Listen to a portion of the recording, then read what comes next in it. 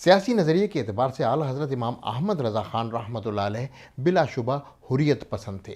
انگریز حکومت سے دلی نفرت کا برملا اظہار فرماتے، یہاں تک کہ پوسٹ کارڈ میں پتہ اس طرح لکھتے کہ ملکہ وکٹوریہ کا سر نیچے رہتا۔ اس طرح آپ نے انگریز کی طرف سے دیے جانے والے مسلمانوں کے خطاب، مثال کے طور پہ سر اور شمس العلماء کو کبھی بھی اہمیت نہ دی، نہ انگریز کی دلجوئی کی، نہ بدلے میں ان کو یہ خطاب ملے، جبکہ اردو ادب کے بے شمار ادیبوں اور کانگریسی علماء، قادیانی، نیچری، گاندھی پیروکاروں کو یہ خطاب خوب بانٹے گئے، مگر احمد رضا کا دامن ان جھوٹی گواہیوں سے محفوظ رہا۔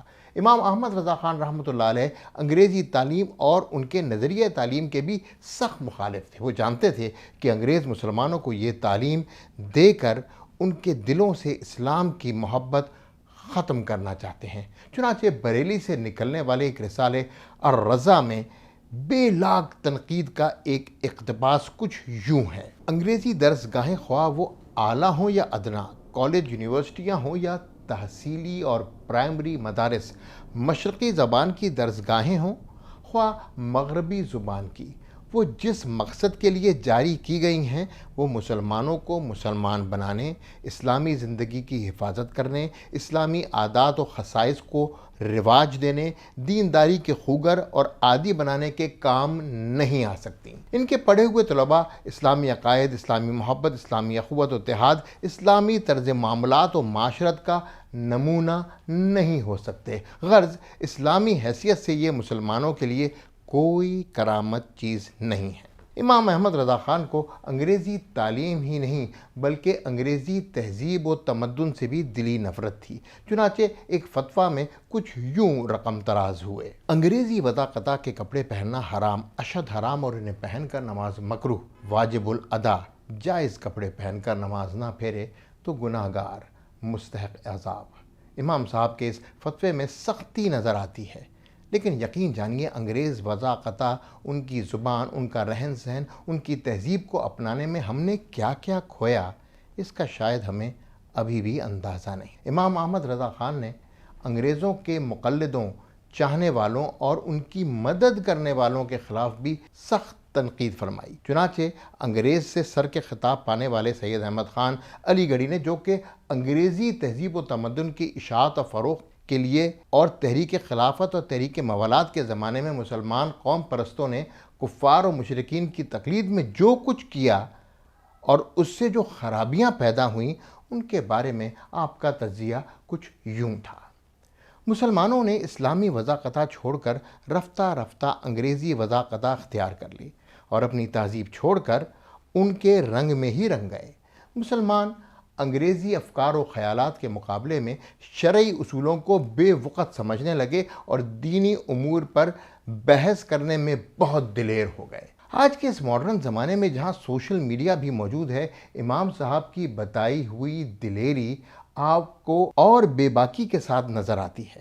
میں نام نہیں لینا چاہتا، لیکن بہت سارے ایسے لوگ جنہوں نے نہ تو درس نظامی کیا اور نہ ہی جنہوں نے دینی تعلیمات کی طرف کوئی توجہ دی، آج سوشل میڈیا کا استعمال کرتے ہوئے دین پر بے جا بحث کرتے ہوئے نظر آتے ہیں۔ اس عمل سے وہ نئی نسل کو مزید کنفیوژن کا شکار کرتے ہیں، اور یہی شاید امام احمد رضا خان کی دور اندیشی تھی کہ اگر اس عمل کو شروع میں ہی کنٹرول کر لیا جاتا تو آج دینی معاملات پہ اس قسم کی بیہودہ بحث نہ ہوتی۔ اس زمانے میں شیوہ دہریت بھی ایک مسئلہ تھا، جس میں سر سید احمد خان، ابوالکلام آزاد، عبد الماجد دریا آبادی پیش نظر آتے ہیں۔ فروغ نیچریت نے مسلمانوں سے خدا چھڑوا دیا اور نیچر ہی کو وہ اپنا سب کچھ سمجھنے لگے۔ امام احمد رضا خان نے سینکڑوں فتاویٰ میں، بیسیوں رسائل میں مسلمانوں کو دین کی طرف راغب کرنے کی کوشش کی اور انگریز اور تمام بد مذہب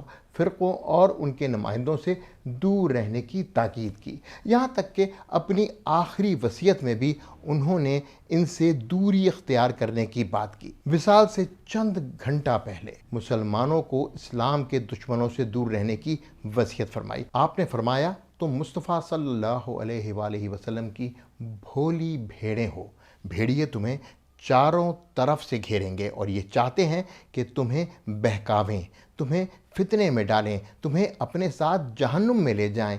ان سے بچو اور دور بھاگو۔ دیوبندی ہوئے، رافضی ہوئے، نیچری ہوئے، قادیانی ہوئے، چکڑالوی ہوئے، غرض کتنے ہی فتنے ہوئے، اب سب سے نئے گاندھی بھی ہوئے جنہوں نے ان سب کو اپنے اندر سمو لیا ہے۔ یہ سب بھیڑیے تمہاری ایمان کی طاق میں ہیں اور ان کے حملے سے اپنا ایمان بچاؤ۔ جب میں نے اس وصیت کو پڑھا تو مجھے خود بھی عجیب سا احساس ہوا کہ امام صاحب برصغیر کے مسلمانوں کا اچھا چاہتے تھے، برصغیر کے مسلمانوں کے ایمان کو بچانا چاہتے تھے، اور شاید یہی وہ بات تھی جس نے اس پروپیگنڈا سیل کو اوپن کر دیا جس نے امام احمد رضا خان پہ 1 صدی سے زائد عرصہ گزرنے کے بعد بھی پروپیگنڈا نہیں چھوڑا۔ آگے چل کر اعلیٰ حضرت کچھ یوں رقم تراز ہوئے، جس سے اللہ اور رسول صلی اللہ علیہ وآلہ وسلم کی شان میں ادنا توہین پاؤ، پھر وہ تمہارا کیسے ہی پیارا کیوں نہ ہو، فوراً اس سے جدا ہو جاؤ۔ جس کو بارگاہ رسالت میں ذرا سا بھی گستاخ دیکھو، پھر وہ تمہارا کیسا ہی بزرگ معظم کیوں نہ ہو، اپنے اندر سے دودھ سے مکھی کی طرح نکال کر پھینک دو۔ جو یہاں موجود ہیں سنیں اور مانیں، اور جو یہاں موجود نہیں تو حاضر پر فرض ہے کہ غائبین کو اس سے آگاہ کریں۔ اعلیٰ حضرت امام احمد رضا خان رحمۃ اللہ علیہ کی سیاسی فکر کا منبع قرآن و سنت و اجتہاد ہے۔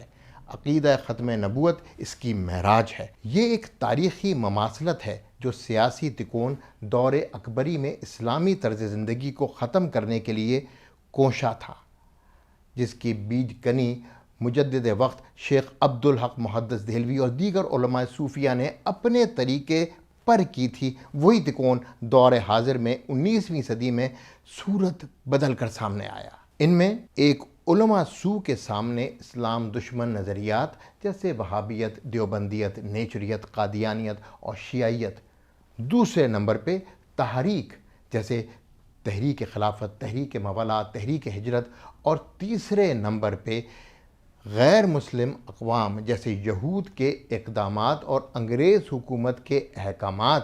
امام احمد رضا خان نے بڑی پامردی سے اپنی اولاد، شاگردوں اور خلفاء کی تربیت کچھ اس طرح کی کہ تحریر اور تقریر کے ذریعے تمام باطل نظریات کا بھرپور مقابلہ کیا۔ کلکے رضا ہے خنجر خونخوار برقوار، اعداء سے کہہ دو خیر منائیں نہ شر کریں۔ انسنی باتیں جواد رضا خان۔